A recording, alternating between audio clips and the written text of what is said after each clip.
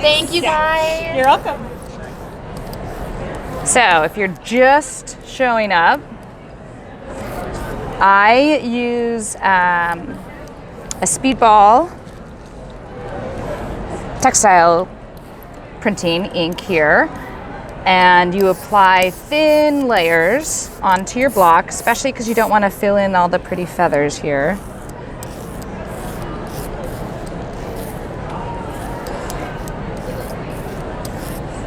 So this summer, I took a lot of block printing in college and just didn't remember all the technical terms, right? And this summer I was giving a lecture about block printing, and someone said to me, "Oh, I like that you leave the chatter." And I'm like, I'm not sure what chatter is.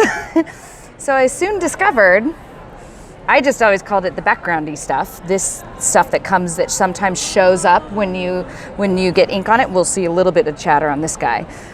And I just love the word now. I'm like, oh, that's the best term ever, chatter. So that little stuff sometimes that's left over when you print that gets on your background. So this is called a Baron, this tool I'm using.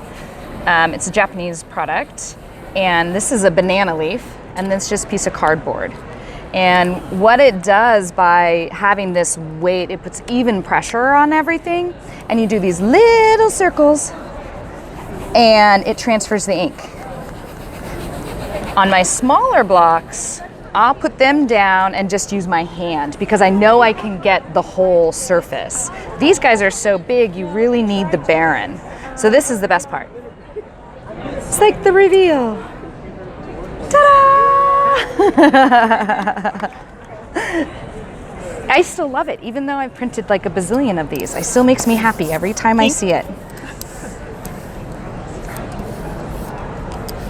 So this is this is what's called chatter right in there. Like, so when that gets a little bit of ink on it. Here, let's show that right here. Yeah, so you can see a little bit of the chatter that comes out. Sometimes it's really pretty, and other times it can be a distraction. So, but it's cool to be able to utilize that background.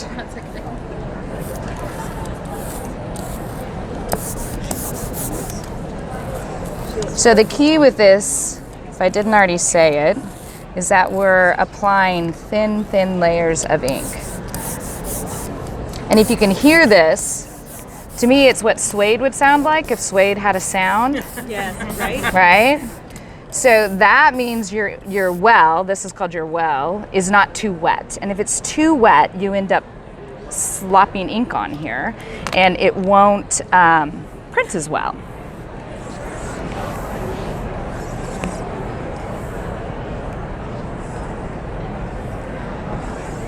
And this is always the trick, like when I'm doing my bigger pieces and bigger panels, this is always the trick, is the flip.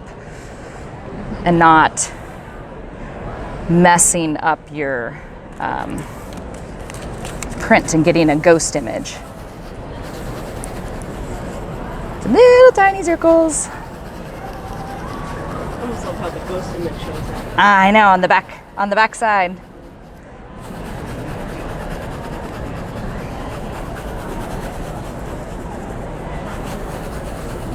And I'm not putting a lot of pressure because it's not about the pressure or the weight.